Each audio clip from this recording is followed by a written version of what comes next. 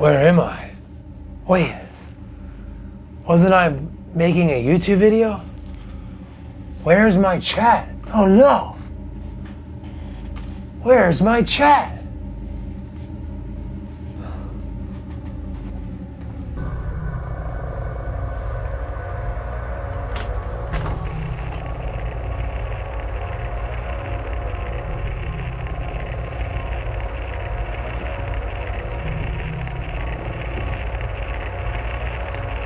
Where is my chat?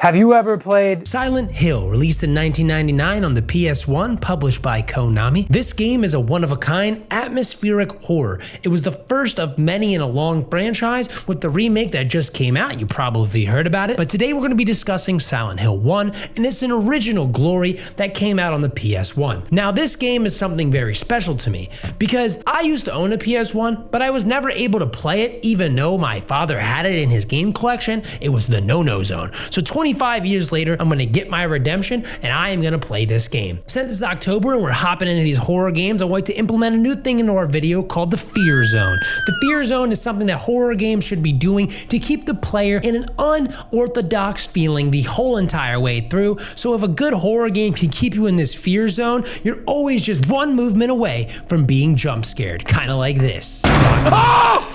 Oh my God. Now, the fear zone is hard to achieve. It takes a lot of skill, takes a lot of practice, and the developers really need to know how to keep the player right on the edge of their toes. And I think that is what Silent Hill does excellently. It keeps you right in the fear zone. But if this is your first video here, welcome to a new video. My name is Squalo. We've been going through games that are considered perfect throughout history, and today we landed on Silent Hill. Each video we break them down into GAS, yes, GAS, G is for gameplay, A is for art, and S is for story. So we're gonna go through the GAS of Silent Hill. So sit back, relax, and put your Halloween jammies on, and let's get into Oh my God!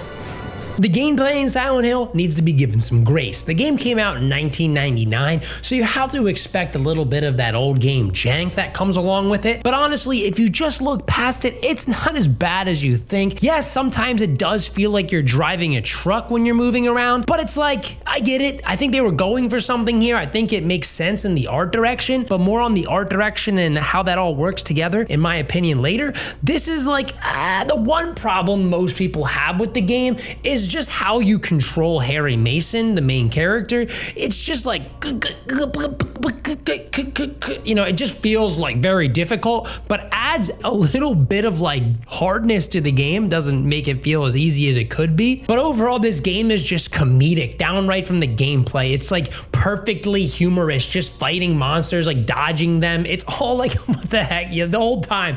If you don't laugh at least 5 times during this game, like you can come back and shame me in the comments if you've never played it before. Some other things I like to mention about Silent Hill's gameplay is the puzzles that you have to solve. They are actually pretty hard. I try to put myself in the 1999 mindset, like with barely any internet and like no forums and anything like that, and trying to figure out some of these puzzles took me hours. I mean, I know I'm not the smartest guy in the world, but like these puzzles, like they have a little bit of like, you know, difficulty to them. But as smart as you feel after completing a puzzle, Harry Mason isn't quite that guy. Unlike Resident Evil, where you're like an action hero and you're really good at shooting and you're kind of good at fighting the enemies, Harry Mason is just like an average dude who's given a pistol and told to shoot things. So you don't always hit your target. You're not the fastest guy out there, and sometimes you're just a mess. Like you're literally an average man fighting demons. So, you know, and I think that part of the gameplay actually adds to the game. It gives it life, it gives it just character. And overall, the one part that I feel is something that really just keeps you in is the camera angles that they use to keep you in the gameplay. These moments definitely add to the overall thrill of Silent Hill, but the thrill is maximized by the next thing. The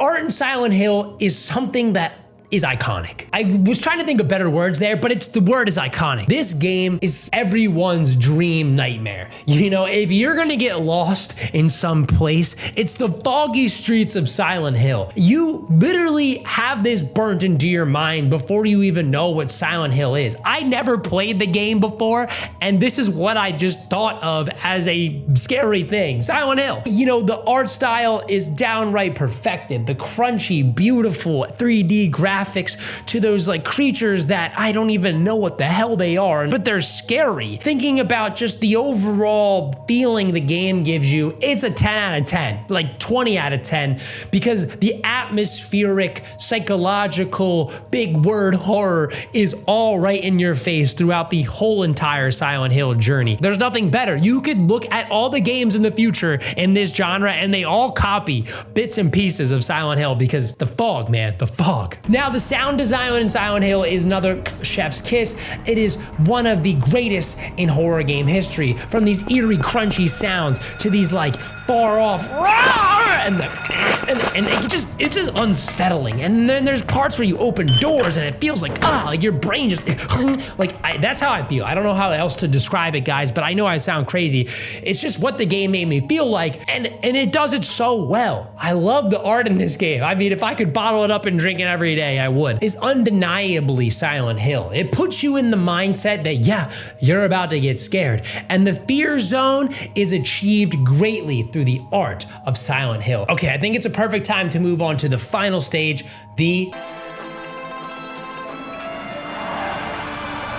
So you're Harry Mason, you get in a car crash with your daughter, and when you wake up, your daughter is missing. You don't know where she is, so you start wandering around this fog-ridden town until you hear her voice down a dark alleyway. And you follow that alleyway, and that alleyway is filled with some scary stuff.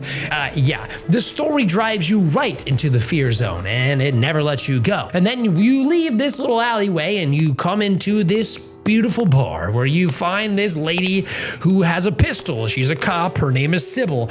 And then she decides to give you this pistol. No. Take this and hope you don't have to use it. Now listen to me. Before you pull the trigger, know who you're shooting. And don't do it unless you have to. And don't go blasting me by mistake. Got it? Yeah, thanks. I couldn't stop laughing watching this happen. I mean, it's just downright comedical. All of Harry Mason's lines, downright comedical. Hold it. You'll get shot at, and it's funny. Stop. Don't shoot. You will literally get like attacked by another human being, and it's funny. He never leaves the emotional range of. Have you seen a little girl anywhere? I don't even know how to talk like him because it's just perfect. It's Harry Mason perfect. Now the story keeps continuing where you're on this journey to find your daughter, finding that there is just something wrong with this town, and perhaps maybe there's something wrong with you. You meet these strange characters along the way, like this old lady inside of a church, some guy inside of a hospital, and some hustler inside of a bar. So you go around meeting these different characters, and they're kind of giving you these little inklings of the story, and each part of the map can let you find new parts of the story that you don't know as the player through dialogue. Now, I think the story in Silent Hill is extremely difficult to follow at first. Like, as you start to ease yourself into the world, you'll start getting it, and you're like, oh, okay, yeah, I kind of get it. I know there might be people that grasp it a little bit quicker, but as a first-time player of the franchise, it just took me a little bit. I did like it. I liked how it just left that open-ending question, the lingering thought. All the way up till the ending, you're kind of questioning reality, and you're kind of questioning what the is going on until you get to the very end and you start to see how things break down. This game just kind of strings you along this journey that is horror, because I think horror is great when you don't know. It leaves you like questioning thoughts. Questioning yourself as a player will drive you right into the fear zone. And the story, the art, and the gameplay all keep you in the fear zone perfectly. Now, here are my final conclusive thoughts on Silent Hill through my first playthrough. I would definitely recommend it to anyone that's a fan of horror games or someone that just considers themselves a video game connoisseur. Yeah, I know it's like a scary-ish game, it's old, but it's definitely fun. It still holds up with a couple tweaks to a specific thing that I used But yeah, if you want to go out and shell out $100+ for a copy of this game, please go ahead. This game is worth your time and your energy. I wouldn't put it any other way than just a must play. I love Silent Hill, downright to the aesthetic, to the gameplay, to the story. It just all fits so perfectly and cohesively, and I'm excited for Silent Hill 2. Now, my question to you guys is it worth to play the remake, or should I just go back and play the original again to see like why this Silent Hill 2 is such a big deal? Because all I hear is that Silent Hill 2 is the better of Silent Hill. It's the #1 Silent Hill. But I'm like, after that, I'm like, does it really get better? Does it really get better? So let me know in the comments below, what do you guys think about Silent Hill, and what other games would you like to see me play this October? We got a couple weeks left, and I got a lot of time on my hands. I'm on my way to Japan actually in 2 weeks, so I've been grinding in this basement, playing as many games as possible. So if you got any tips about Japan, that'd be cool too as well. All right, guys, thank you for watching. I hope you enjoyed my take on Silent Hill. And if you like this video, YouTube thinks you're gonna like this one. Yes, YouTube, not me, YouTube. I mean, if you don't listen to YouTube, you know, you're kind of messed up. You're Harry Mason messed up. Yeah.